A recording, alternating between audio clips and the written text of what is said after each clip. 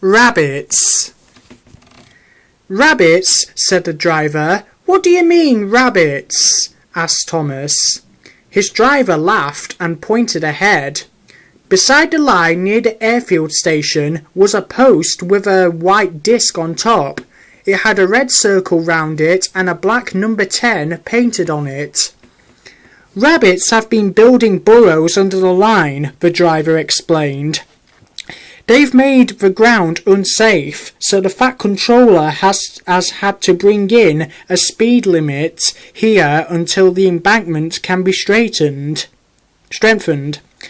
But it's the steepest part of the line, protested Thomas. How shall I get up the hill when Annie and Clarabelle are full on market day if I can't increase my speed at the bottom?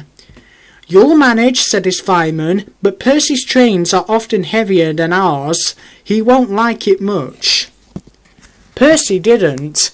One day he stuck halfway up. Daisy had to wait at the station at the top while Percy's train was divided and brought up into two sections. The sooner the Fat Controller does something about those rabbits, the better. All the engines agreed.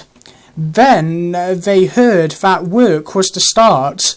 While repairs were being done, Thomas was to run the station at the top of the hill. Bertie would then carry the passengers to the airfield station, and Daisy would take them to the junction. The day before the line closed, Thomas was taking Annie and Clarabelle down the hill when he felt the rails quiver under his wheels. "Help!" exclaimed Thomas. Suddenly the left-hand rail tilted. There was a crunch, and his wheels settled on the ballast. Luckily, Thomas stopped moving before Annie and Clarabelle came off the rails too. The guard went back to the station to telephone for help. Percy was shunting when the call came through. "You can't take those trucks to the harbour now that the line is blocked," said the station master. "Please take some workmen, bring Annie and Clarabelle home, and then help Thomas." Thomas was glad when Percy arrived. While Percy took the passengers back to the station, the workmen unloaded their gear and prepared the site. "The ground's unsafe for a crane, even if we had one," they said. "And we can't just pull you out, because that will only damage more of the line.